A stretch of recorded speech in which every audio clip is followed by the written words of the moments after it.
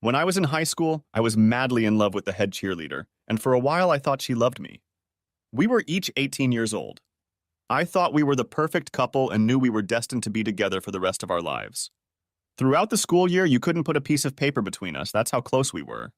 One evening in May, I happened to drive past her car in the school parking lot.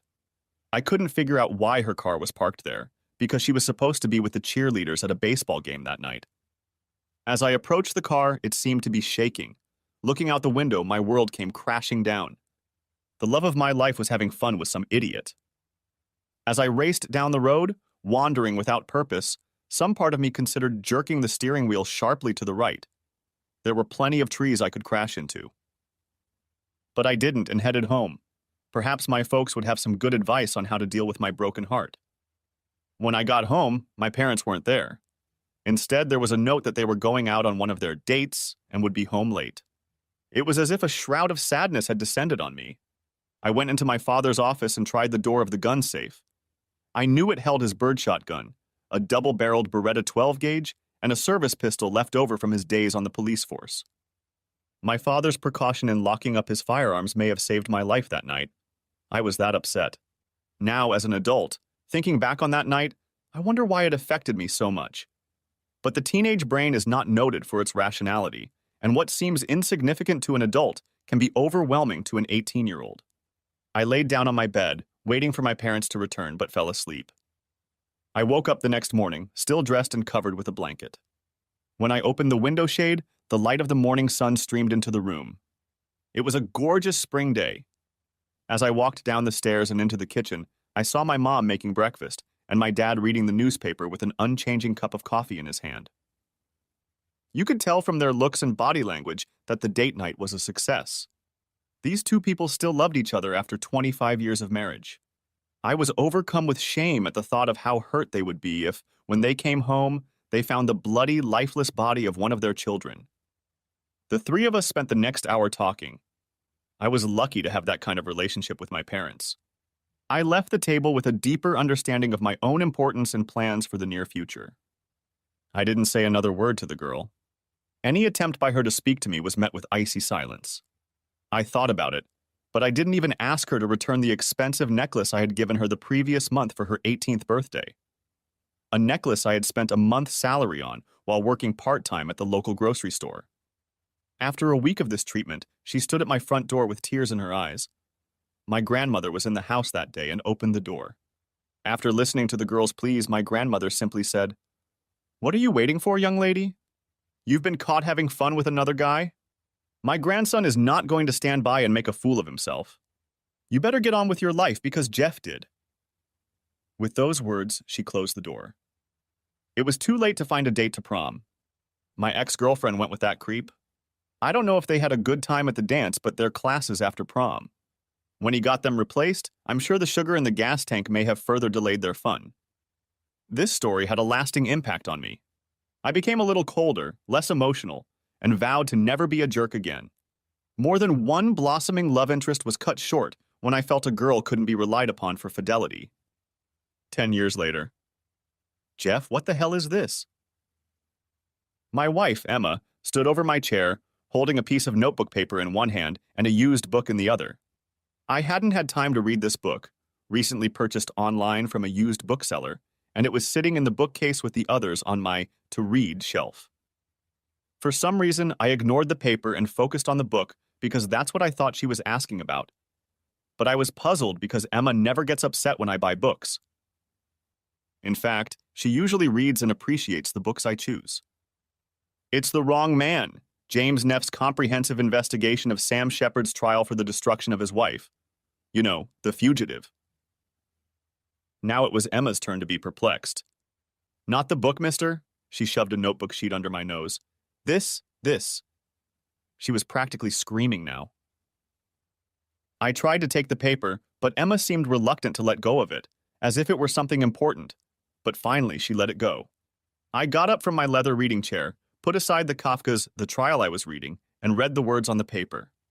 They were handwritten in a distinctly feminine cursive. Jeff, you need to divorce that witch you're married to before she drives you so crazy that one day you destroy her. I will wait for you, but not forever. Your love. Daddy. Postscript. Just so you know, we had fun one last time until I see the divorce papers. Signed. I reread the note twice, trying to make sense of it all. Could this really be someone's joke? I looked up from the note and saw the fire in Emma's eyes. Emma, I have no idea who this is from or what it means. Where did you find this? Emma held out the book to me. It was in your book. Don't play dumb just because you were too stupid and left it there. I spent the next half hour trying to explain that the book had been bought online and I hadn't had a chance to look through it. The note must have belonged to the previous owner, but what are the odds that the owner's name matches mine? Speaking of a perfect storm, the timing for this couldn't be worse. First off, I made the mistake of getting close to a female coworker in the office last year.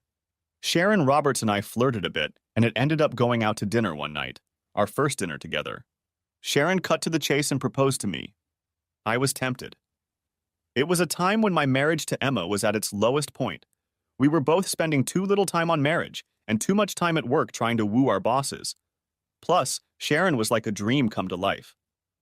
I didn't give in to temptation, but Sharon's offer stirred reality and conscience in my stupefied brain. I knew I had to go home and fix my marriage. I loved Emma. When I got home that night, I told Emma that we needed to fix what I thought was broken, but I had made a huge mistake in admitting my near intemperance.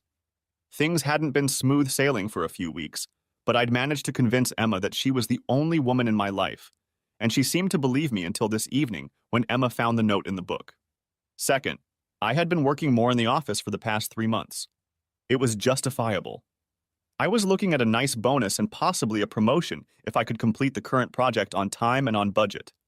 I had a number of good reasons for wanting this promotion, but one of them overrode all others.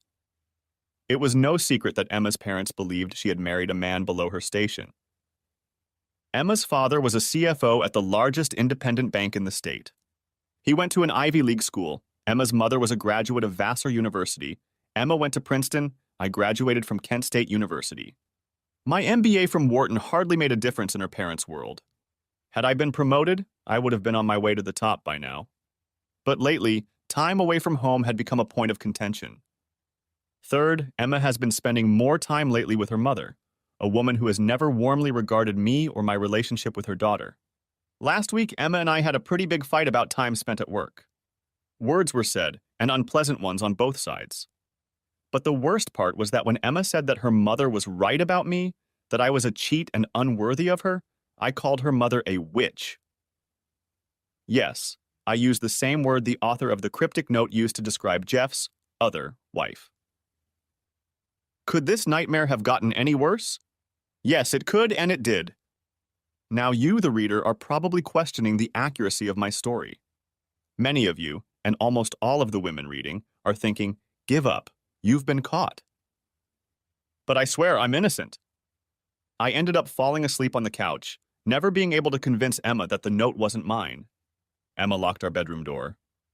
On Thursday, I went to work and told my boss that I needed to give up a little extra hours. He is divorced himself and said he understood me. I brought Emma a bouquet of flowers. At least she didn't throw them in the trash and even thanked me when she put them in the vase.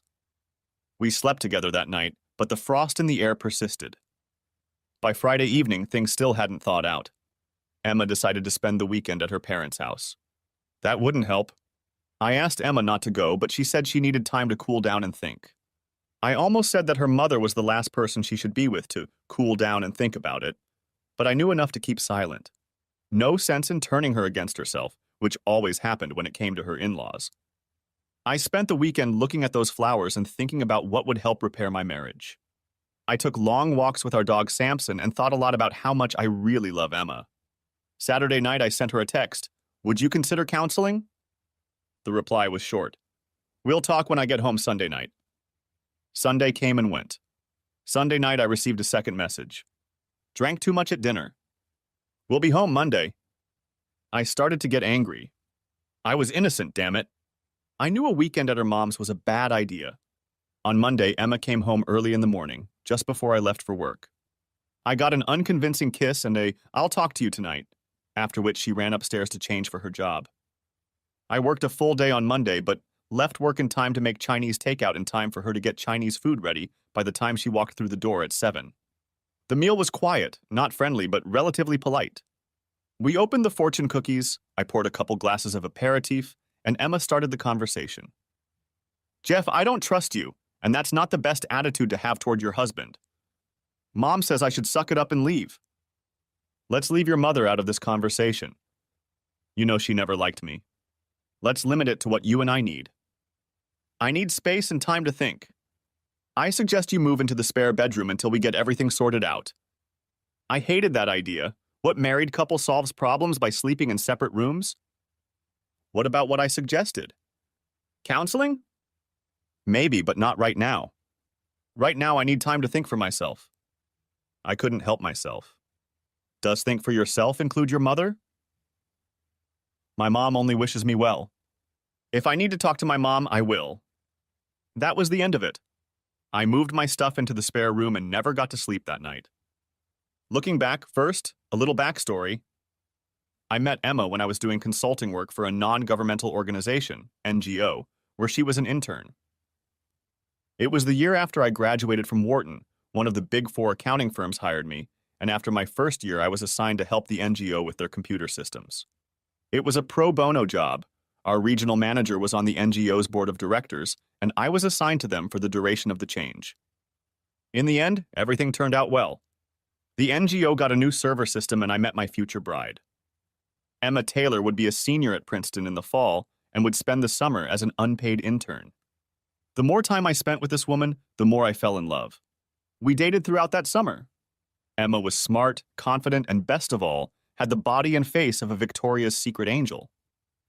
Although Emma came from an upper-class background, I was particularly impressed with how well she treated everyone in the office, from the mail clerks to the president. There was always a please, thank you, or other kind word. Physically, Emma was out of my league. I'm a good-looking guy and big enough to play the edge defender position at Kent State. Emma at 5'10" looks good next to my 5'10", even when she wore her 5-inch heels. Where we diverged was in social status. Emma was an only child in a two-family household whose backgrounds were not usually the same as my more middle-class parents. My mother taught second grade at a Catholic school, and my father owned a mechanic store. I am one of 4 children, all graduated from college, and all were fairly successful middle class. Mom and Dad were rightfully proud of their children. Dad and Mom instilled in us a work ethic that helped me succeed. After only 2 years at the accounting firm, I was hired by one of our clients. We had just completed a successful consulting job with TMG2 Engineering, Inc., and had saved the company millions in the transition from mainframe to server-based computing. TMG2 offered me the job because I didn't have to travel and the pay was comparable. I still work at TMG2, now as a project manager in the information technology department. My project at the time of writing this story was to migrate our systems to the then new concept of cloud computing. Few companies of our size had moved to the cloud. I had to convince the board to do so, and if it worked out as I expected, and if I promised the board, I had a chance to get the proposed position of CIO. Until now, the IT department had been run by the CFO, and he had been a strong supporter of the new position. Tuesday morning, I woke up in the spare bedroom. It took me a few moments to get my bearings, but when I went downstairs, the coffee was ready. Emma was upstairs in the shower. I considered joining her for a moment, but decided to give her the time she had asked for. After drinking a cup of coffee, I headed to the guest bathroom and began to get ready for work. All week, the relationship remained strained. Emma had been spending long days at work, so I decided to do the same and get back to my project. I think my boss was pleased. He probably thought my marriage problems were solved and I didn't give a hoot. Friday afternoon, I sent Emma a text. Can I take you out to dinner tonight? You pick the restaurant. 10 long minutes later, I got her reply. Going to my mom's, spending the weekend. This was ridiculous, I immediately called her and she politely replied. How can we work on our marriage or your trust issues if you're not home? I told you I needed time, it's only been a week. You have to respect my wishes. I tried my best to remain calm and made my case to her for staying the weekend, but all my arguments went unheeded. She finally agreed to consider my third request for counseling. Will I see you before you leave for Manhattan tonight? No, I've already packed my bags. I'll probably be back Monday night. I'll stay the weekend and go straight to work from New York. Another weekend, just Samson and me. 2 more days of me trying to figure out how to fix what was broken. On Saturday, I had an idea. I found the number of the used bookstore where I'd bought The Wrong Man and talked to the salesperson. "Hello, I bought a used copy of The Wrong Man from your store. You shipped it to me 3 weeks ago." Inside was a romantic note written by someone named Jeff, which is also my name. My wife found the note and is accusing me of having an affair. I need to speak to Jeff, who the book belonged to. The salesman had the nerve to laugh. "Man, what are the odds? A book called The Wrong Man, owned by 2 guys named Jeff, and even with a love note inside." The clerk was pissing me off. "Look, this isn't funny. My wife needs assurances that I'm not the Jeff who got the note from this woman. Does your system track buyers and sellers?" "Yes, if the guy is registered with us. A lot of people who sell us their used books have accounts and are in our system. But I can't give you a name or phone number. What if you take my name and phone number and contact the other Jeff and ask him to call me?" "I can do that. What's your name so I can trace the book?" "Jeff Parker." "As in the author?" I was puzzled. "What author?" He laughed again. "T. Jefferson Parker. He writes mysteries." This conversation was idiotic, but I had to ask. "What does the letter T stand for?" "I don't know. Maybe Thomas's?" "Your guess is as good as mine." "I've never heard of him." "I don't read fantasy mysteries." "All right, forget that Parker guy. I'm Jeffrey Parker, not Jefferson, and I don't have a T in my name." I gave him my phone number and was pleasantly surprised when my phone rang 20 minutes later. "My name is Jeff, and I'm told you have a found note written to me. Is this some sort of blackmail?" "No, it's not blackmail. I bought a book called The Wrong Man's that belonged to you. Inside was a note from a woman named Terry. I need you to tell my wife that the note was written to you, not me." "The note was in a book?" "Hell, I've been looking everywhere for that stupid bitch's note. If my wife found it, I'd be dead. I can't believe it ended up in that book." "Jeff, pay attention. I need you to tell my wife what happened." "No way. I dodged that bullet. Terry is past it, and I'm still married, and I'm going to keep it that way." He hung up. It took me 5 minutes to calm down and gather my thoughts. I dialed the number that popped up in the received calls log on my cell phone. It answered. "Hello?" "Jeff, it's Jeff. I've changed my mind. This is blackmail. If you don't send me a notarized statement that Terry sent you a love note, your wife will get a notarized letter from me with a copy of Terry's note." "How's that sound, man?" "That's cold." "Probably not as cold as it's been in my house since Terry's note was found by my wife." Okay, but you'll promise it's over, right?" "I promise. Just send a statement, remember? It has to be notarized or my wife won't believe it. Here's my address. Don't hesitate, get it done early in the week." Looking back, 2, becoming lovers. Emma and I were working for an NGO and had only been dating for 5 weeks when we first made love. By the time the summer was over, Emma and I had become very exclusive. During her senior year, I spent most weekends driving 60 miles to Princeton. We spent Thanksgiving at her parents' apartment near Central Park. While she wasn't openly hostile, the coldness coming from her mother was obvious, but I figured I would eventually win her over, most people reacting positively when I tried to befriend her. Emma spent the winter break with me visiting my parents. Emma showed no signs of discomfort during the week while we visited my parents' house, a small but cozy craftsman-style home popular in their Columbus suburb. My parents loved Emma, and she reciprocated their affection. Emma's parents didn't put up any obstacles as long as we dated during her senior year of high school. In retrospect, I think Lois and Jonathan Taylor assumed that this was her fling.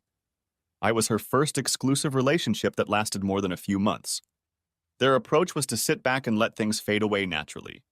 This approach had always worked in the past, and there was no reason to believe it wouldn't work for the weirdo from Ohio. By June, we were engaged. With a decent income and a relatively stable schedule at TMG2, I asked Emma to marry me, and she agreed. Emma appreciated that we would be living in Philadelphia, and visiting her parents in Manhattan would not pose a hardship. Now that I had proposed and Emma had said yes, her mother panicked and began lashing out at Emma to get her to change her mind. Emma confronted her mother, insisting that I was the one, and she was getting married. Eventually, her mother agreed, helped plan the wedding, but never stopped trying in very subtle ways to undermine our marriage. I didn't realize how serious she was until much later. Her parents' attitudes have complicated my choices lately as well. Should I be free to spend more time with my wife, who is now pursuing her career? Or should I spend that time working to become a C-level manager in her company, earn a position and income she could be proud of, and perhaps show her parents that she had not made a mistake in choosing me as her husband? This is the same choice that many young professionals face. Not many find the perfect balance. Emma's mood had not improved by the time she returned Monday from her parents' home after that second weekend. I decided to wait for an email from the other Jeff before approaching her and continued to sleep in the guest room. I also did something I swore I'd never do: read her email. While Emma was showering and getting ready on Tuesday morning, I opened her laptop and logged into her email program. There were too many to read in a short period of time, so I plugged in an external hard drive and dumped the contents of her inbox and other folders. Of course, like most computer users, Emma didn't delete the emails after deleting them. I managed to read 2 emails from her mother before I turned off the laptop and knew that further reading would lead to some interesting revelations. After Emma left for work, I spent an hour reading. I hated to violate Emma's personal space, but there wasn't much choice. Her mother and I were waging a war on Emma's mind and our marriage all fair, right? Plus, the emails proved that I was right to be concerned. In one of them, her mother urged Emma to transfer to her company's New York office and move to the city. There was also a letter from some guy, Grant Martin, talking about a dinner party at her parents' house they were both attending and wanting to start corresponding. As cold as our relationship was, reading Emma's letters gave me hope for our future. In response to her mother's sarcastic comments, Emma professed her love for me and her hope that our marriage would survive. Her mother was equally adamant that there was little hope.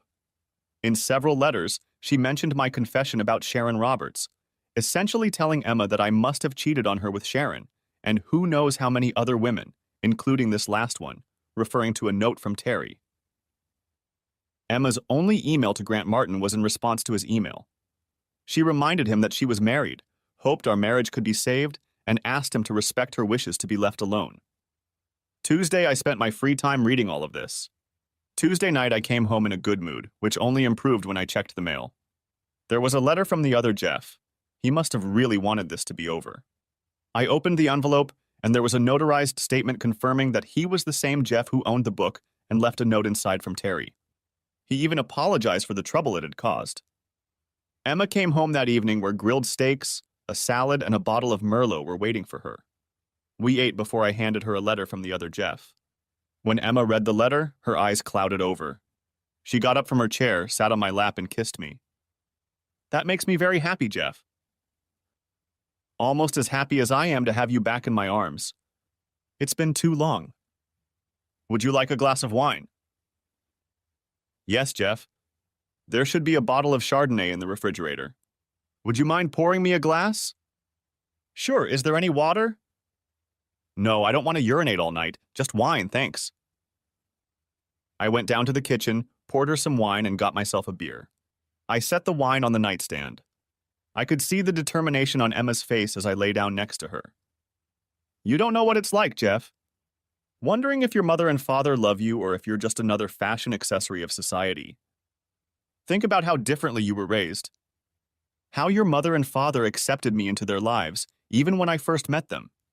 Then compare that to how my mother and father treat you." I interrupted her. "They never liked me."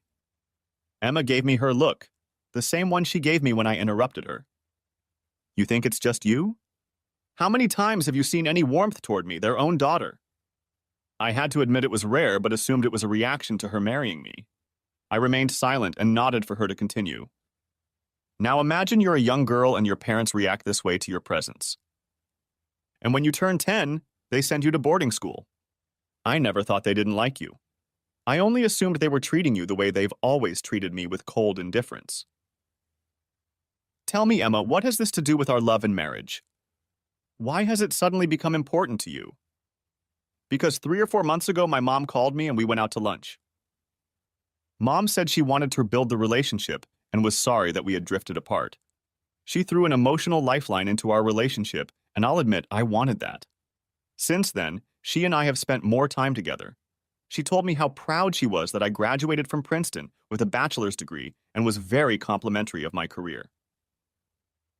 I told my mom that we were thinking of starting a family.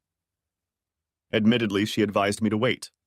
My mother said that was what caused her career to crash when my father insisted she get pregnant. She thinks she was too young to have a child, and that's one of the reasons we were never close. She blames her father for this and says you are doing the same thing to me, making me lose my individuality and fulfillment. I was struck by that last statement. Emma, that's too ironic. Last year, you were the one who talked about starting a family. When I hesitated, you decided we should get a dog to test our paternal instincts, as you put it.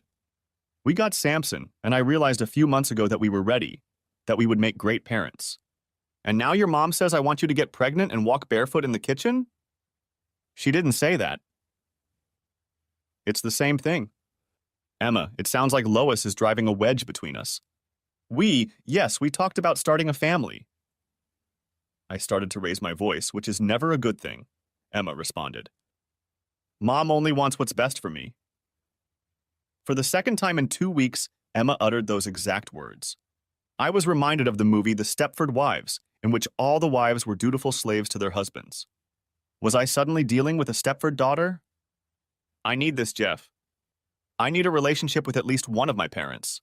You've been spoiled your whole life. 2 loving parents, 3 loving siblings. I need a mom in my life. I almost asked, what about us? But realized it was better not to ask, because in the mood Emma was in right now, she would take it as selfishness on my part. Besides, I had to be careful. The last thing I could afford was to give a tip on what I'd learned from reading her letters, but I had to ask. Is there someone else, Emma? Emma sat up and looked me straight in the face, her eyes burning into mine. Hell no, Jeff. No, I would never cheat on you. I had to defend myself. I'm worried about this whole weekend in New York. I'm worried because you're an attractive woman, and I know your parents have an active social life. I know that men are bound to like you and ask you out on dates. Was that too much to say? Emma's reply didn't sound suspicious. I've only been to one dinner party my parents threw last weekend at their house. One of my dad's coworkers was there, but you don't have to worry. He wasn't there as a setup. I remained silent and only responded by putting my arm around her shoulders and kissing her. My bottle of beer and Emma's wine glass were already empty. I turned off the nightlight and we exchanged I love yous. I rolled over onto my back and closed my eyes, hoping to get some sleep so I could at least forget my fears for a couple hours. So much for magical reconciliation, I thought to myself. The next night, I checked Emma's phone while she was making dinner. Damn, 2 calls from her mom today, and both lasted over 30 minutes. I was totally screwed. During dinner, I decided to take a chance. Emma, would you like to spend the weekend at the coast? I can get a room on Fire Island. Emma had the grace to make a guilty look. I'm sorry, Jeff. My mom called today and she has 2 tickets to see The Merchant of Venice with Al Pacino. She asked me to join her Saturday night. Can we go to the shore next weekend, please? Yes, of course. Next weekend. At least I slept in my bed again. We slept together, but we didn't make love. Thursday morning, I made my decision. I had the email addresses of my mother-in-law and Grant Martin, and with them, the war was about to rage on. For what I did next, I would be fired, unable to work in any IT department, and possibly go to jail, if I got caught. I sent fake emails to Lois Taylor and Grant Martin. Both emails turned out to be from a well-known online business and contained a link that, when opened, would infect both computers with 2 different viruses. One virus would allow me remote access to each computer, and the other was a keylogging virus that would record everything typed on the keyboard, including user IDs and passwords. Grant Martin and Lois Taylor, like many other people who have been scammed, will never know that their computers were infected. Looking back, 3, marriage. Our wedding was as any person raised in high society would expect. Despite Lois Taylor's feelings for me and her hostility toward the union, it was her time to put on a show. My parents, brother and sisters were there with their spouses and children, but we kept the other guests to a minimum. Mr. and Mrs. Taylor showed no such restraint. Every Tom, Dick, and Harry was invited and probably attended. What a farce. One thing surprised me to the core. Jonathan Taylor was leading Emma down the aisle. Tears seemed to be in his eyes. He gave her hand to me and for the first time said something directly to me. Quietly, so quietly that no one could hear him over the organ playing Mendelssohn, he said, "Please take care of her." That was all until he turned to sit next to the Ice Maiden, my new mother-in-law. The reception was being held at their country club. I tried my best to smile at all the phonies who showed up to suck up to my in-laws. I think my mom, dad, brothers, and sisters rolled their eyes often enough and hard enough to get whiplash. At one point, my dad, brother, and two of my sister's husbands cornered me. My dad said it best. "Jeff, Emma is a damn sweet and beautiful woman, but good luck with your new family." All four of us laughed, toasting to my happiness. The first few years of our marriage were wonderful. Ups and downs, but both Emma and I enjoyed success in our chosen careers and eventually managed to find a decent balance between work and fun. I suppose her parents had called a truce. Since we lived in Philadelphia, far enough away from Manhattan that constant interruptions were inconvenient, the truce held until very recently. Recently, we'd even started talking about kids, but being overeducated and overcompensated city dwellers, we did what every couple does in a similar situation. We got a dog to make sure we were ready for parenthood. Next came the big decision: rescue dog or pure breed. We spent probably as much time discussing our choice as we did buying our first apartment. In the end, we compromised, which meant we got a puppy that Emma fell in love with while spending a weekend traveling through Finger Lakes wine country. Samson was the friendliest of the litter, consisting of a Labrador mom and an unknown male dog. Of course, now I have to mimic all the other dog owners, companions, and go on for hours about why Samson is the smartest and sweetest dog ever, but let's keep it short and just say it's true. You'll have to take my word for it. After a year of living with Samson, we realized we were ready for kids. Emma was ready to drop the pill when the shit hit the fan. By Thursday night, Grant and Lois had opened my fake emails and both computers were infected with 2 viruses. I was now able to read all of their emails. What I learned blew my mind. Grant Martin was having an affair with Emma's mother. There were no heartfelt expressions of passion or love, just a few letters arranging secret meetings. I didn't have time Thursday night or Friday to dig through the various folders. I needed to focus on my project at work, but I did find a very important letter from Lois to Grant. Grant, I've enclosed with this letter the e-tickets for Saturday's play. Try to remember this isn't a date for Emma. You're just doing me a favor by taking Emma when I pretend to be sick on Saturday. Good luck, be as charming as ever, and she'll start to realize what a loser she married. Lois, I opened the attachment and found a PDF with 2 tickets for Saturday's performance of The Merchant of Venice. This email only added to the mystery. If my mother-in-law is having fun with Grant Martin, why is she setting him up on a date with Emma? I'm not usually known for my dodgy mind, so perhaps the answer was unfathomable to my straightforward brain. I decided to go to New York and find out for myself how far this could go. I set Samson up for an overnight stay at a local kennel and slept very soundly.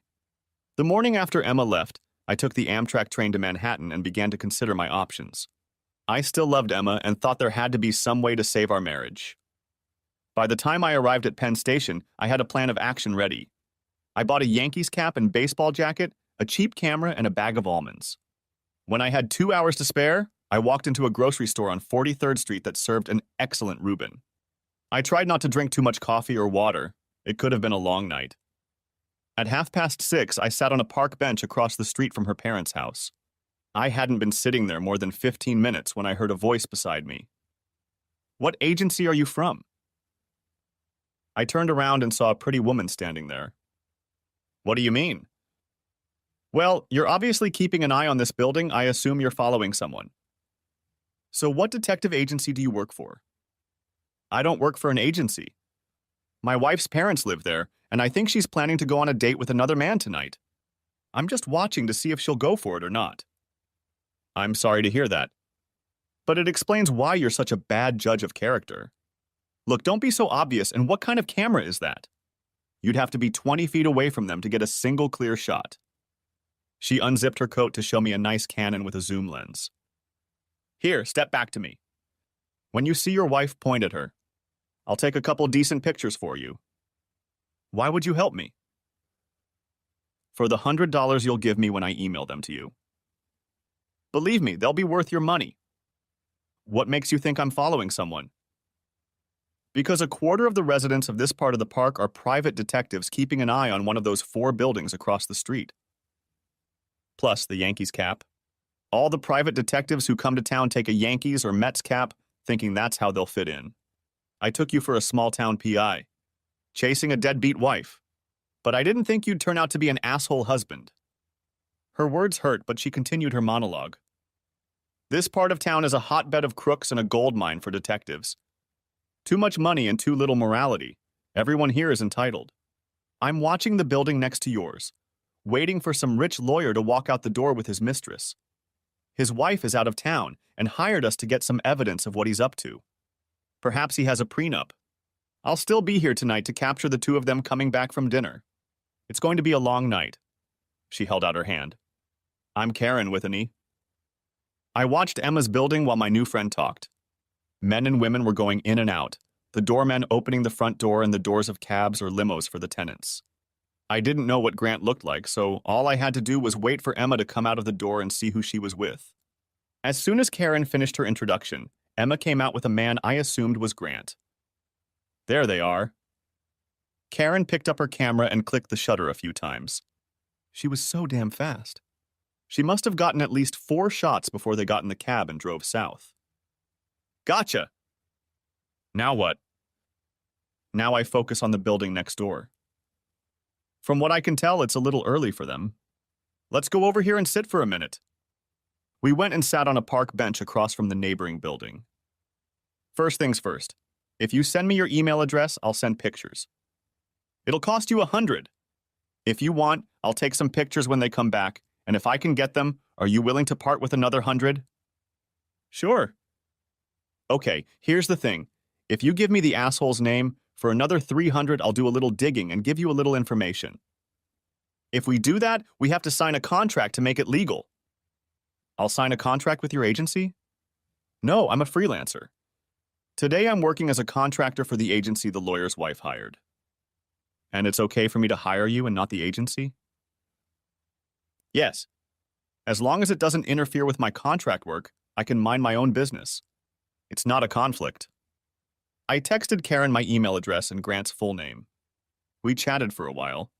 For some reason, I told Karen the whole background of why I was trying to save a marriage that seemed to be in deep shit. Karen turned out to be a great listener. My curiosity got the best of me. How did this petite lady end up as a private investigator? My preconceived notions, based on my love of film noir and 40s detective movies, had me envisioning Sam Spade or Philip Marlowe. Karen laughed when I asked my question. I spent 15 years with the NYPD, the last 6 years in the intelligence division, working counterterrorism. I was shot in the leg, lost everything below the knee, and ended up on disability. She bent over and pulled up her pant leg. Hell, it was a prosthetic. Decided to use what I learned to make some money, but also set my own work schedule. It's working out so far. I rarely work weekends like I did today. This was a special favor for a friend at the agency. As she spoke, Karen pulled out her camera again and started snapping pictures of the couple getting into the limo across the street. Are you going to follow them to the restaurant? No, it's probably not the kind of place where you can get something without getting caught. I'll grab a bite to eat on the next street over and then sit here and wait for them to come back. 9 times out of 10, these couples have dinner and then go back to the love nest for the night. Not much romance in these cases.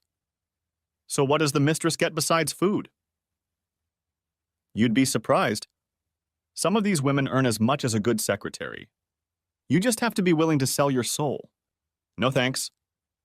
What about the wives? Probably half our business. Some poor guy working 60 hours a week ends up guessing that some clown gets most or all of what should be his. Want to know the worst cases? It's when the DNA comes back and the kids turn out not to be his. It always ends in nuclear war. I once had a client who broke into his ex-wife's house, sat on her bed, and blew his brains out. That must have touched her conscience. No, it didn't. That poor guy didn't know his wife was out of town. The body was found by the damn housekeeper. By the time the ex came home after a spa week in Cannes, the house was clean, the walls repainted. Not many happy endings in this business. We sat for another minute after that, me thinking deeply about whether my story was going to end badly. I wasn't going to blow my brains out, but if we divorced, I would miss my wife. Look, don't get me wrong. If you're going to get a snack, can I get one? She looked at me for a moment before answering. No, Jeff. Go on home. I'm going to meet my husband at the diner. I already texted him and he'll be there in 10 minutes. Karen pointed her ring finger. What a detective I am. I didn't even notice the ring. We got up from the park bench and started to walk around. I noticed now that I was limping a little. I guess I was fixated on myself, wallowing in self-pity. I decided to talk about something other than myself. It must be hard being married when you see all that ugliness. Does it affect your marriage? It affects a lot of my coworkers. Some can't deal with all the crap they see. I'm very lucky. My husband Bill knows what I go through at work. He does both small and big things to make sure I know I'm loved. Take tonight, for example. I know his mom is watching our 2 boys, so he can meet me here and have a quick dinner together. We kept walking and talking. As we approached the diner, I made out the silhouette of a large man. As we got closer, I realized that Bill was a very trim and handsome man. He was my height, but probably weighed at least 30 pounds, and it looked like muscle. Karen wrapped her arms around him and he leaned in to kiss her but kept his eyes on me. Bill, this is my new client, Jeff. Jeff, this is my husband, Bill. We shook hands, both of us looking into each other's eyes and doing a firm but not too strong handshake. Bill spoke first. Let me guess, tight end? Damn, you're good. Did you play? No, did heavyweight wrestling at Penn State. Bill's smile was easy. He turned, and as he hugged Karen, his smile widened and his eyes sparkled. Hungry? He asked me. No, but thanks. I'm going to head to the train station and take the train home. Karen, please send the contract when you can. I'll sign it and return it to you right away with the money. Thank you for taking my case. Is that the right word? Karen laughed. I shook Bill's hand. It was a pleasure to meet you, Bill. You're a lucky man, but I have a feeling you're both lucky. Take care and thank you for inviting me to dinner. You both give me hope. Bill looked at Karen, but she only whispered, I'll explain. I did leave with a smile on my face. Sunday morning I overslept. The lack of sleep over the past few days was making itself felt. After brewing my coffee, I started my laptop and plugged in my hard drive to download all of Grant's emails from his archived folders. I also decided not to wait for Karen to call me, but to contact her at a decent hour using the cell phone number she'd given me. I needed to know what had happened Saturday night after I'd left town. With a cup of coffee and a toasted bagel, I started reading the letters. One thing I realized was that Grant Martin was a weasel. Lois Taylor wasn't the only married woman he entertained, and one letter in Grant's outbox answered a lot of my questions. Dennis. It's time to return the favor. For the past 4 months, I've been entertaining an old high society matron. This bitch is so blue-blooded, she won't even look at anyone below her. Hence her willingness, given my pedigree. What she doesn't know is that my asshole father disowned me 5 years ago. You're probably wondering why I'm even following some old broad. 2 reasons. Her daughter's a baby. But this old lady is crazy. She's trying to ruin her daughter's marriage to some lowlife so her daughter and I can get married, and then this old cunt and I can see each other without anyone suspecting a thing. Can you believe that shit? You can't make this shit up. Did I mention I work for her husband and he's a brainless prick? The old bitch is encouraging her daughter to leave her husband, and I'm waiting for her to pick up the pieces. I can guarantee a very long engagement. The daughter will probably be a babe, but too conservative for my taste. And you know I'm not the marrying kind. At some point, this old broad will probably want to talk to my old man. That's not going to happen, and that's where you come in. I'm sending you a cell phone. Keep it charged. When I call, answer it and pretend you're my father. I'll ask her to talk to you. Don't overplay it. Just pick up the phone as soon as possible. Remember, I'm counting on you like you counted on me last year. Don't screw it up. Sorry to be James Bond, but I don't want to take any chances until I have a chance to make a decent buck. Did I mention this old broad is worth millions? Yes, you did. Your brother TKE. Grant. Reading that, I almost felt sorry for Lois, for less than a second, and then I realized I was dealing with a snake's nest. This was totally out of my league, and I was hoping someone with Karen's experience would help me figure out the next step. While waiting for Karen Grant's call, I connected to my computer and spent several hours on the internet, including logging into my work server and running several different programs. I watched and recorded everything he did. I now had his user ID and password at the bank.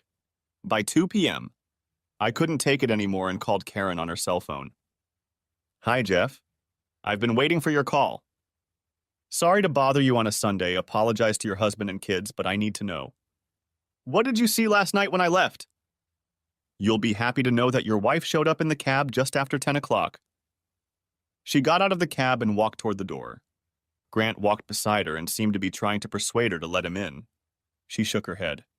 He tried to kiss her, she turned away, and he only kissed her cheek before she walked through the door. The doorman must have gotten instructions because he didn't let Grant walk through the door. He turned away, but only after cursing the doorman. By then, the cab had left, and Grant must have already paid him back, rather cheeky of him. He must not be turned down very often. In other words, your fiancée didn't succumb to his charms. She got home at a decent time, and nothing untoward happened. Unless you count the fact that she went on a date with another man. I was glad Emma hadn't slept with that jerk, but I was still angry that our marriage was falling apart. Remember what you told me last night. She was set up by her mother. That doesn't excuse all of her behavior, but it does create a reason why she's acting this way. Okay, I agree. But this is something you need to hear. It sounds like Grant Martin is having fun with Emma's mom, and Lois Taylor is destroying my marriage to keep Martin around. No kidding, that's so cold. I've been in this business for years, and it never ceases to shock me how evil people can be. How did you find out about this? If I tell you, do we have some sort of client detective privilege? No, Jeff. If I get subpoenaed, I have to tell. So if you're doing something illegal, you have to decide if it's worth sharing. I thought about it and decided, what the hell, and told Karen how I'd gotten the emails. She, like many people in the past decade, was stunned. I also told her that I had Martin's user ID and password to access personal accounts and wire transfers. You can actually get a hold of this guy's computer and read his passwords? Hell, later this week you're going to have to teach me how to defend myself against the likes of you. In the meantime, I go back to my family, we're watching The Wizard of Oz, and the kids are giving me the, when are you going to stop talking on the phone look? Sorry, Karen. Call me tomorrow when you figure out Martin's biography, and I'll tell you the rest. With those words, we hung up, and I started digging through Grant Martin and Lois Taylor's email again. By Sunday evening, when Emma returned from her parents, I had tons of information, but I had no idea how to use it. Besides, all my clothes and other personal belongings were in the guest bedroom and bathroom. Not a few minutes later, she came rushing into the kitchen where I was sitting drinking a Yuengling. Jeffrey, where are your clothes? I ignored her question. How was your date last night? An expression appeared on Emma's face that I hadn't seen before. Guilt, horror, deception. What are you talking about? I didn't go on a date. Emma said it with such conviction that I might have believed her if I hadn't seen with my own eyes her getting into a cab. What do you call going to a play with an unrelated member of the opposite sex? Maybe look it up in the dictionary? There's that look again. Were you following me? Not that it matters, but I went into town yesterday. I was going to try to convince you and your mom that I should take you to the play, and I pulled up to their building just in time to see you getting into a cab with some guy. Who was it? Okay, I lied to her, but it sounded plausible, and I didn't want Emma to find out what I was really up to and what I really knew. Jeff, my mom got sick at the last minute, and one of my parents' friends was kind enough to drive me. Nothing happened. I played dumb. And who is this kind friend? Does he have a name? Grant Martin. He works for my father. I decided it was time to get her thinking. Look, Emma, this is bullshit. Your parents are trying to divide us. Think about it. I'll bet you $1,000 that your mother made a miraculous recovery on Sunday. This illness was staged. How did Grant Martin get free at the last minute? It's time for you to pull your head out of your ass and realize that our marriage is almost over. Emma jerked back on her heels as if she'd been shot. I didn't want this to escalate into screaming, so I took the opportunity to leave the kitchen and head for the guest room. It was a restless night, and I didn't get much sleep. I ended up getting up, leaving the house, and was at the office before 7. At 8, my cell phone buzzed with a message. Checking my phone, I saw that Emma had sent 2 words. Sharon Roberts. I guess Emma had already talked to her mother, and Lois was filling her head with nonsense. My marriage was rapidly circling the toilet, heading for the sewer. Late Monday night, Karen called me at work. Are you somewhere so we can talk privately? I closed my office door. Yes, I'm in my office. What's up? First, tell me again about Grant Martin's position at the bank.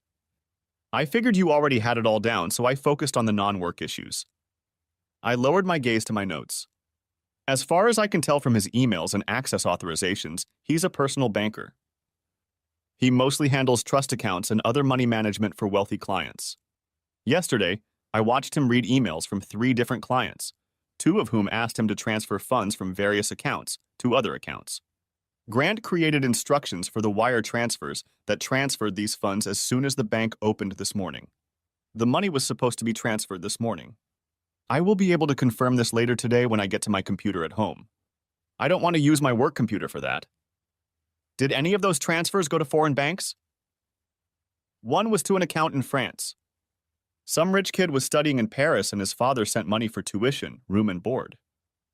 Karen seemed to think for a few seconds, and there was silence on the line. Then she began to recount what she had managed to find out so far. I spent the morning gathering dirt on our friend. First of all, the guy was having problems in college. I haven't been able to figure it out yet, but it was so bad that his family practically disowned him. He moved to New York to get away from everything that happened out west. Then I talked to a friend in the NYPD. It turned out that last year a college buddy of Martin's had stayed with him for a long weekend. This buddy, Dennis Riley, picked up a young girl at a bar and brought her to Martin's apartment. The girl had a little too much to drink and asked Riley to call her a cab. Riley refused and began to impose on the woman. When Riley fell asleep, the woman left the apartment and went to the local precinct and filed a report against Riley. The police investigate, but Riley claims it was consensual. Martin supports Riley. Martin signs a statement accusing the woman. Martin even claims that the woman hit on him after Riley went to bed. He says that's why she was so angry. When it's 2 against 1, the DA refuses to press charges against Riley. The cops wanted to charge the son of a bitch, but the DA said it would be a waste of time and money. So this guy gets away with it because Martin confirms his version of events? About right. I picked up Grant's letter to Dennis and read the first sentence to Karen. Karen paused for a second before replying. Looks like Riley owes Martin a big debt of gratitude for lying to him. How do you feel about doing some damage to those 2 assholes? One who rapes a woman and one who lies to get away with it? No doubt about it. What's on your mind? Last night you told me how you managed to get hold of Martin's computer. How good are you? I mean, do you think you can open foreign accounts using his identity?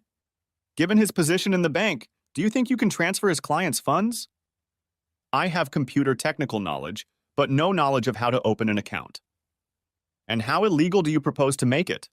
I don't want to be involved in the theft of funds. If we do it right, no one will lose money. I think we can wrap this guy up tight, but it's something we have to discuss in person. Can you meet tomorrow night? I'd like to bring a friend with me. Karen, I'm sorry, but I have to ask. Why are you doing this without any monetary gain? I agreed to pay you a few thousand just to watch Emma on Saturday night and dig up dirt on Grant Martin. Now all of a sudden we're opening accounts, transferring money and all that. What's in it for you? Because I can't afford to pay you more and I certainly can't afford to get caught or go to jail. This is personal, Jeff. Some asshole gave me something to drink and then took advantage of me. I was too embarrassed when I woke up to call the police or go to the hospital. When my roommate returned from her trip home that weekend, she found me crying in our room with no lights on. She convinced me to go to the hospital and the police. Unfortunately, by the time I was checked, there was no sign of it in my system. That was years ago. There are better tests now. I filed a complaint against the boy anyway, but it was he said, she said, and it didn't work out. So to answer your question, I'm doing this for that girl who was abused by Dennis Riley. She deserves to know that not every asshole gets away with it, and Grant Martin is going down for contributing to Riley. They're both scumbags. Karen's voice changed as she told her story. Obviously, it still caused her heartache. I had only known Karen for a few days, having spent less than 3 hours with her on Saturday night and on the phone, but I already knew that I would help her bring these scumbags to justice.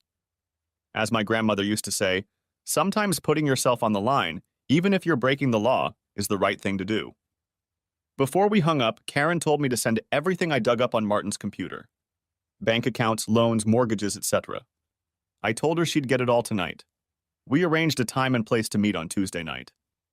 I made an excuse to Emma that I was working late, but it didn't matter as we danced around each other, hardly spoke and slept in separate bedrooms.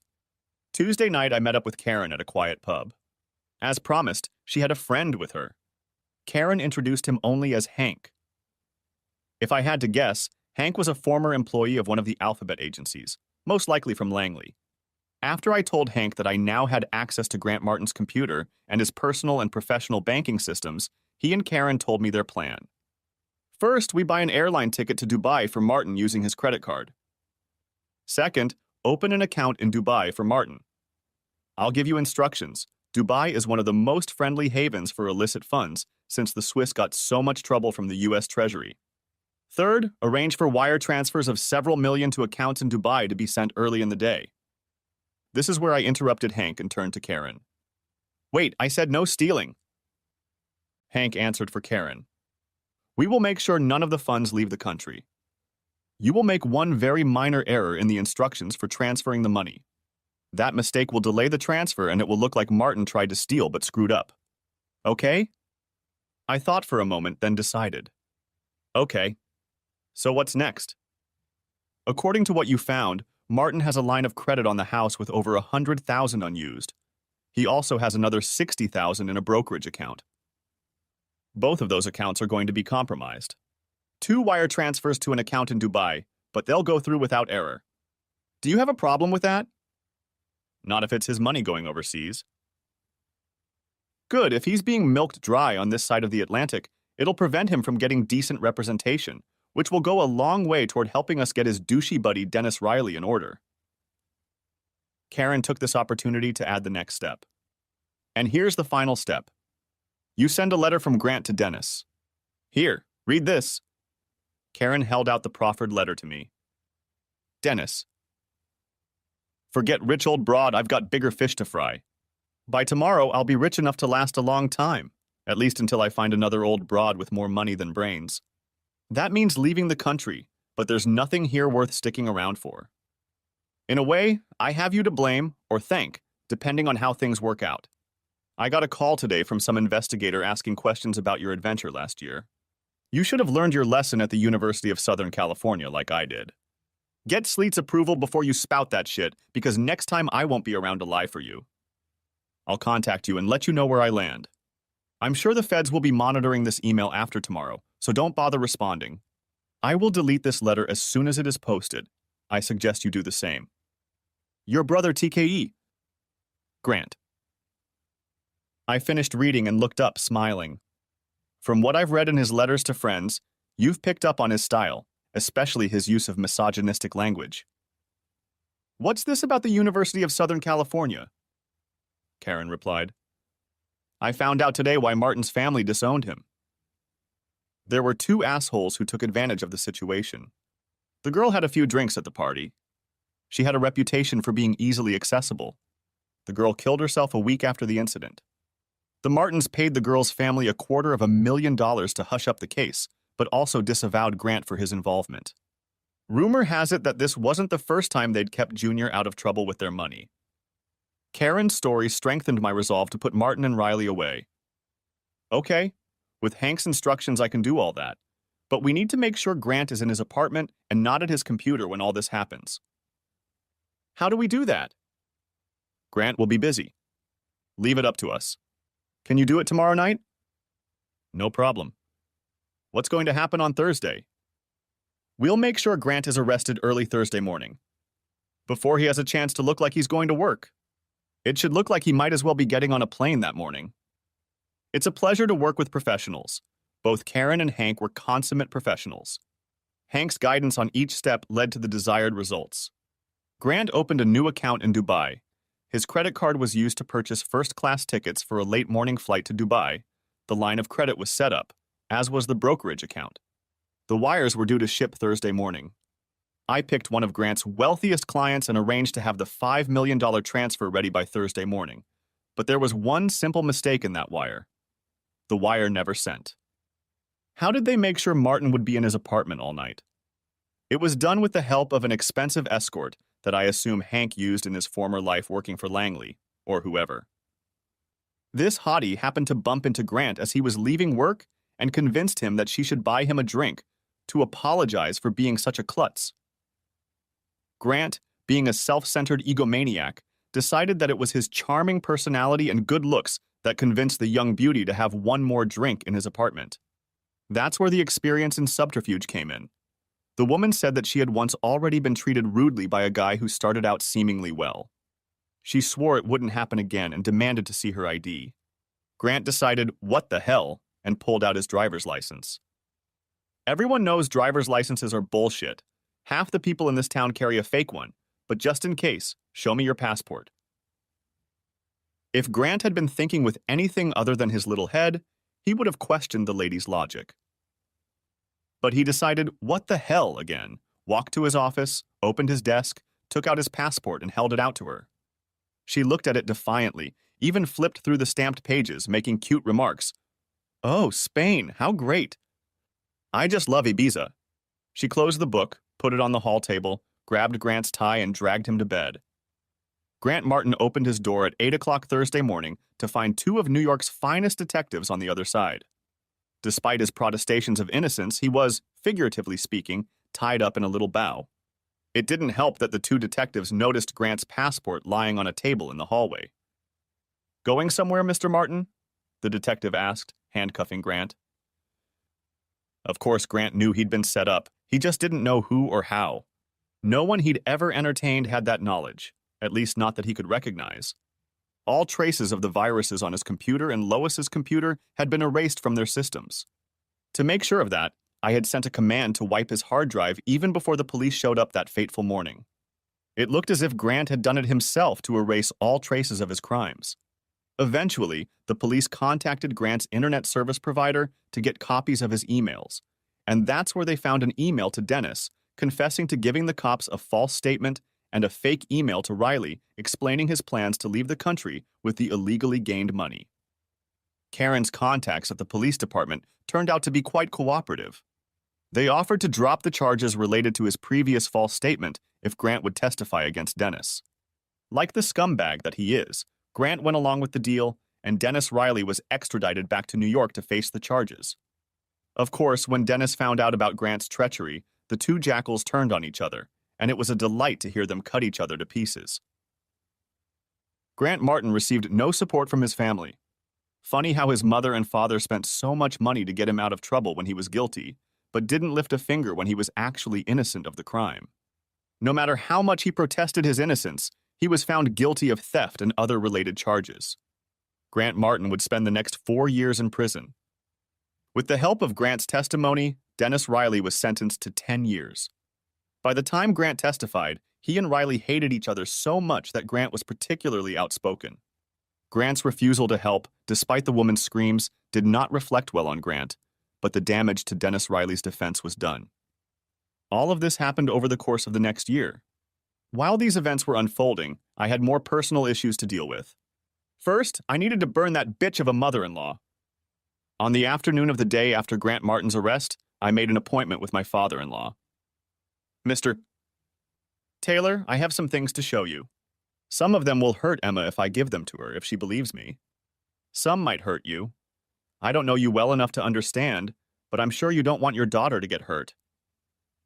So I am giving them to you to do with as you see fit. I have hired a private investigator to find out why my marriage has recently started to deteriorate. I have no idea how he obtained these materials, but I hope you will be as shocked by their contents as I am. I deliberately used only emails from Lois's account, not wanting anyone to know that I had access to Martin's computer, because he'd claim he'd been set up. Why back up his claims? Jonathan Taylor gingerly took the folder containing the letters from Lois to Grant from my hands. He leaned back in his chair and read for the next 15 minutes, interrupting his reading only to pour us both a cup of coffee from the carafe behind his desk. Maybe it's my inherent working-class snobbery, but I was impressed that he actually poured the coffee himself, rather than ringing some secret buzzer for the maid to come and do it. It wasn't the first time he surprised me that day. I think he did it to gather his thoughts, He looked particularly glum. After finishing the last page, he put the folder down and stared at me. I thought I asked you not to hurt my girl. Knowing that her mother used her in this way would hurt Emma.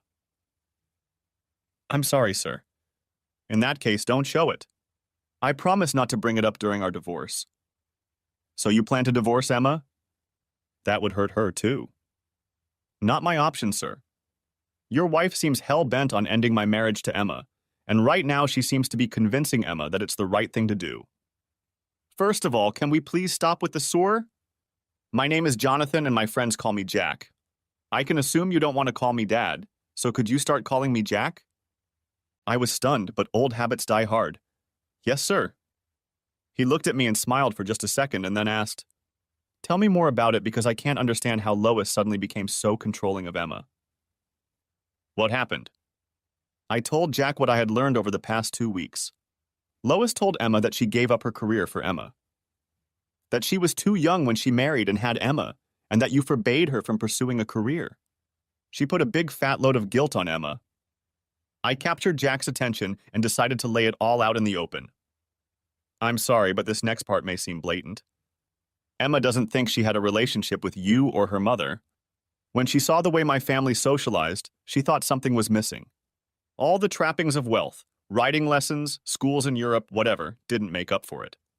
When her mother started paying attention to her, Emma jumped at the chance to have that relationship. I didn't know if I was out of line. Jack was hard to read, but I guess that's what makes him a successful businessman. He picked up a folder from his desk and suddenly turned into a real person. Do you have any idea what it's like to turn 60 and discover your life is shit? No, of course not. I'm just ranting now. Emma's mother gave up her career? What a joke. Only if they have openings for manicures and spa treatments.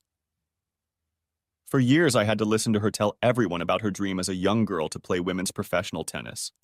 You actually have to play tennis well to make a living at it, and Lois, after 45 years of lessons, still can't make a backhand. All my adult life, I've spent 90% of my time working at this bank, doing everything I can to make it the most successful and reliable bank of its kind in the Northeast.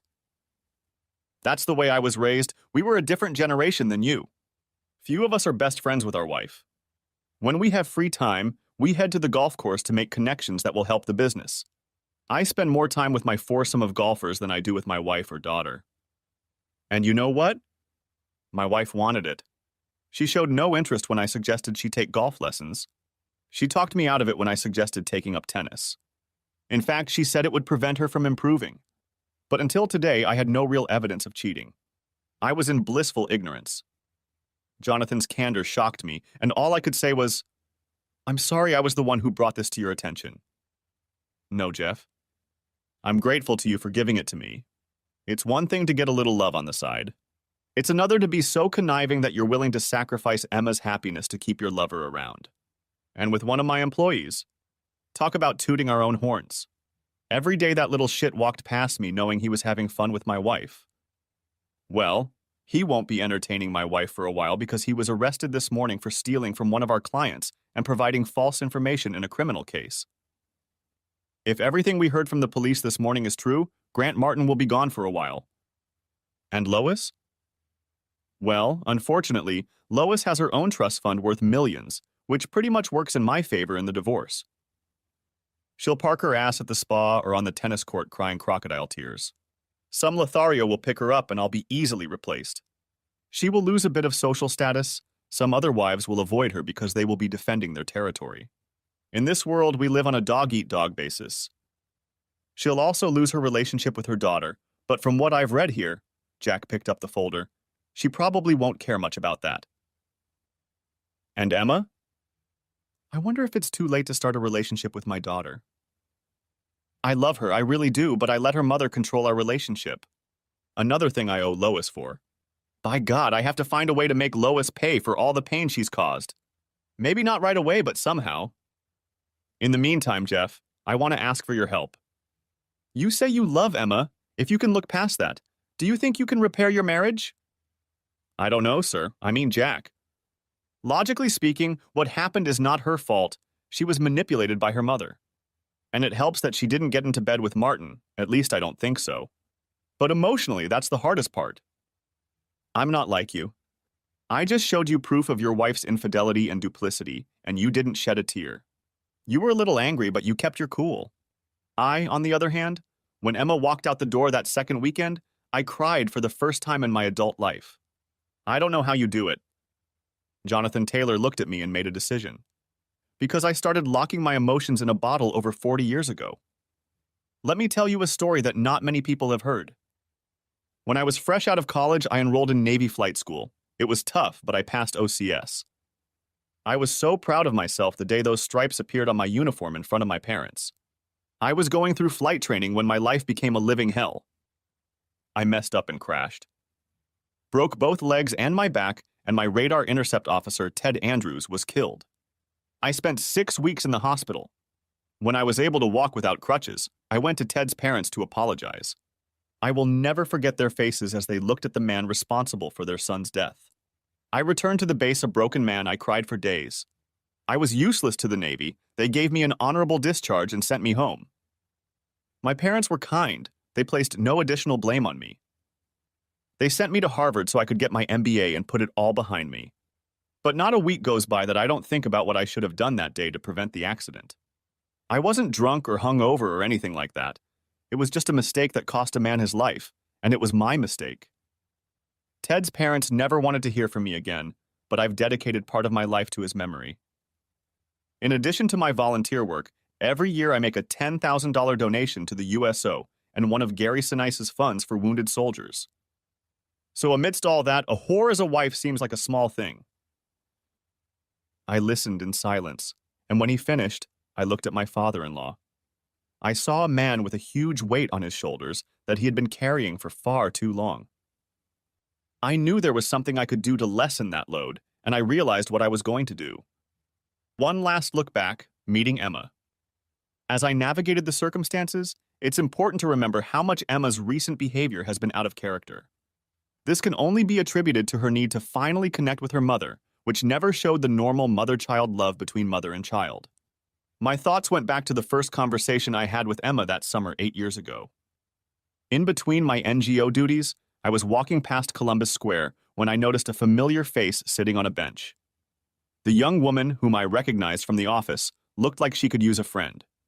I took a chance and approached her and introduced myself. "Excuse me, I've seen you in the office before. I'm Jeff Parker. I work in the Information Technology Department." I held out my hand. The girl looked into my eyes. There was a sign of recognition in them, but it was also obvious that she was crying. I felt embarrassed for disrupting a possibly private conversation. Instead, a hint of a smile appeared on her lips. "Yes, I saw you there. I'm Emma Taylor." She took my hand.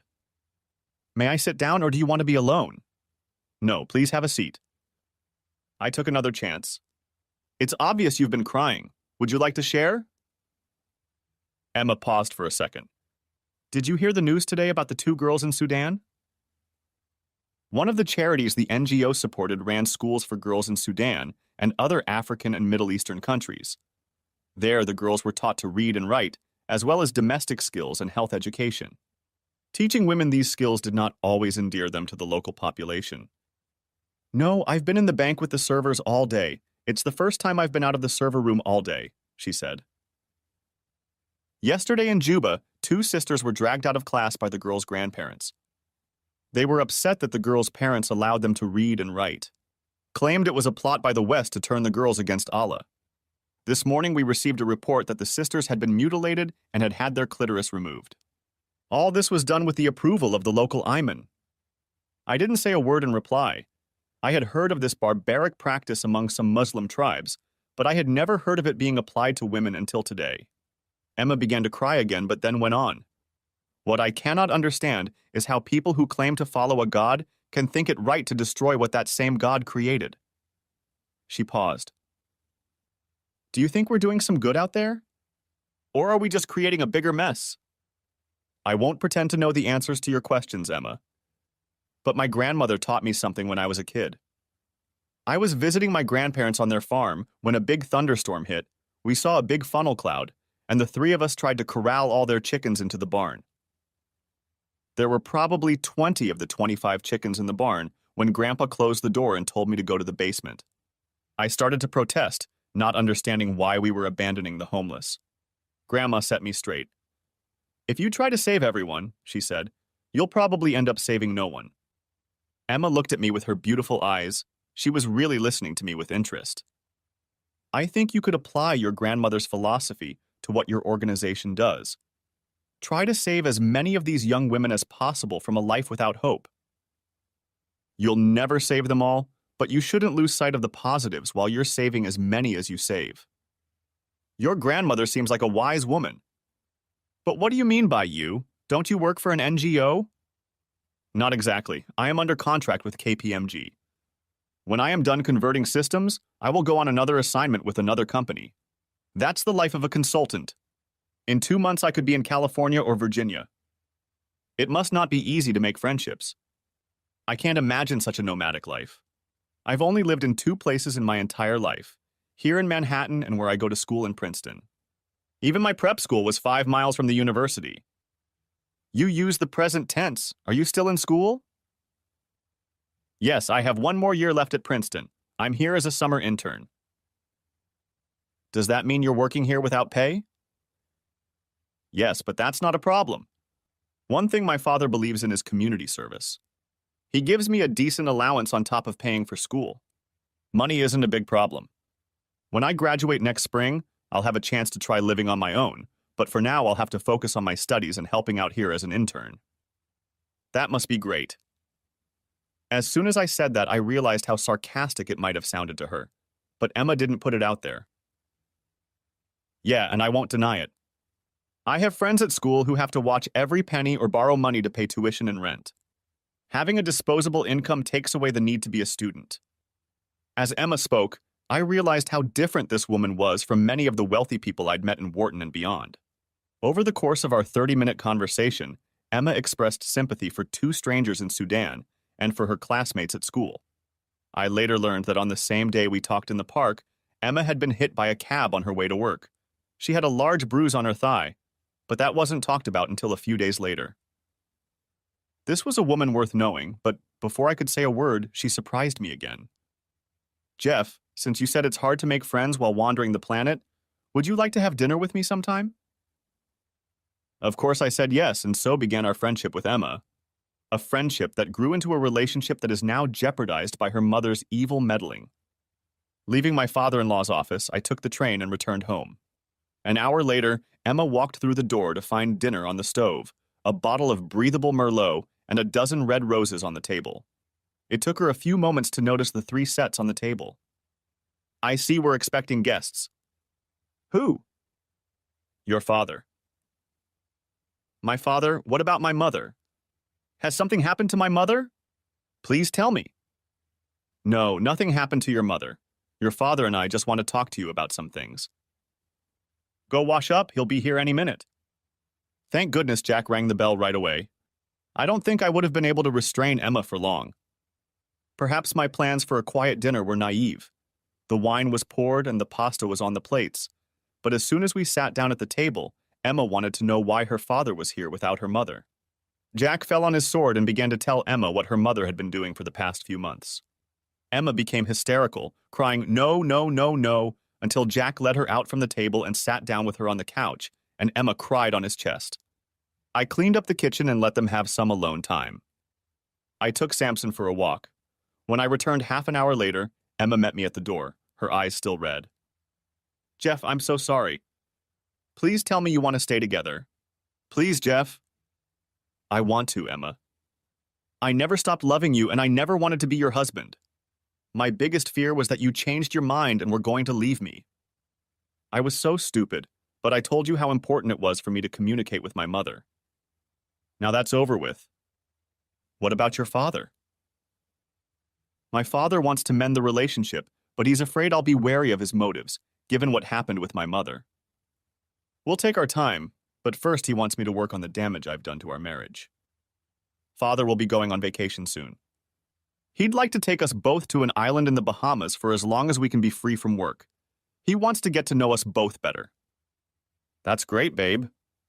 We'll work out the details later, but for now, that's just great.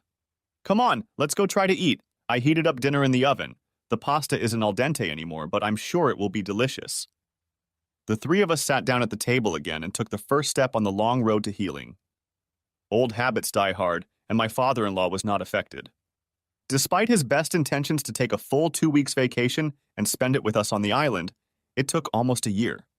In the meantime, he spent almost every weekend with us, bonding with a daughter he regretted never really knowing. Like me, when Emma and I first met, he was pleasantly surprised that she turned out to be such a lovely, selfless girl. Having Jack become involved in our lives helped Emma recover from her mother's betrayal. Emma and I spent those months putting the pieces of our marriage back together. It was made easier by the fact that Emma had never cheated on me or lost her moral compass. The night of the play with Grant was chaste. Not that Grant wasn't trying his best to make something happen, it was just that he ran into the wrong woman, something he wasn't used to with all the horrors he usually tried to bed. We ended up spending a week with Emma and Jack on Cat Island in the Bahamas. Emma spent another 4 days after I left to be alone with her father, and I needed to get back to work because of new responsibilities. My project was completed on time and on budget. My reward was the coveted title of IT director, as well as a nice bonus and a pay raise. Speaking of bumps, Emma had to be convinced that she could still wear a bikini on the island, even with such a nice bust. Paul Jonathan Parker, named after both grandfathers, was born just over a year after that heated pasta dinner. Claire Emma Parker, Claire is my mother's name, was born 2 years after PJ. Jack retired when he turned 63 and does his best to spoil his grandchildren. He even bought a small apartment nearby that he uses as a second home. Things weren't so good with Lois. Jack had divorced her shortly after we'd met that Thursday afternoon. It had probably cost him a fortune in legal fees, but thanks to the evidence of her attempt to destroy his daughter's marriage with the involvement of her lover, and the fact that Lois had millions in trust funds, Jack had been able to walk away from Lois without paying her alimony and retain enough assets to keep his retirement comfortable. When news of Lois's duplicity became known to the society matrons, she became a pariah. Everyone knew she was a snake, but they didn't know how low she could sink. Lois moved to Palm Beach first, but her reputation followed her. She'd been denied membership in the local tennis clubs, and in her 9 months in Florida, she'd never made a single friend, not one pretend friend. Palm Springs was next in line, nothing like a few thousand miles to get rid of a bad odor. Although Lois had been allowed to join the beautiful people her millions might have swayed, she couldn't compete with the young wives for men's attention. Lois made the mistake of many aging women with low self-esteem. She went to a plastic surgeon. Unfortunately, she ended up looking like one of those crazy clowns with the weird smile and crazy eyes. I only know about the horror of her facelift because 2 years after Claire was born, Lois showed up on our doorstep. When I opened the front door, it took me a few moments to recognize the person standing on the other side of the screen door. I didn't even bother opening the door, I just spoke through the screen door. "Lois, what are you doing here?" The lack of friendliness in my voice couldn't have been more obvious. "I want to see my daughter and grandchildren." "Lois, you're not welcome here.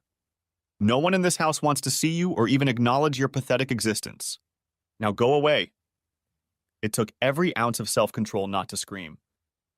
"You have no right to keep me from seeing Emma and the kids. Open the door." "Lois, you don't understand. I'm not preventing them from seeing you. Emma doesn't want to see you, and will do everything in her power to keep you from infecting our children with your anger." I started to close the door just as Lois was opening the door. I paused for a moment. "Oh my God, what have you done to your face?" It just came out of my mouth. Lois was stunned by my comment long enough for me to close the door in time. She doesn't give up that easily. The next day was Monday. Lois figured I'd be at work and called home. Emma later told me that their conversation was short and to the point. Emma confirmed that Lois was persona non grata in our house and around the kids. Lois offered Emma a carrot. If she could visit her grandchildren, she would receive $10,000 for each of the first 10 visits to their college fund. Emma refused the bribe. Lois showed up at the daycare center. That was enough to get us a restraining order. Lois tried to call Jack and ask for his help, portraying, "We were married for 30 years, blah, blah, blah." Jack laughed and hung up. Last we heard, Lois was back in Palm Springs and had gotten back together with some gigolo who had taken quite a bit of money from her. How sad. Sometimes bad things happen to bad people. It reminded me of my last action against Grant Martin. Using an assumed name, I sent Martin a letter. It was a short poem, only 8 sentences. It read, "He's innocent," your lawyer said. But the jury thought otherwise. For the crime that sent you to the bottom of the barrel. There are forces that come to the rescue. I'm innocent, you said again. But karma and justice went hand in hand. And now you realize, asshole, that you just screwed the wrong person. Thanks for watching. I hope you enjoyed it, so subscribe to my channel and watch the next video.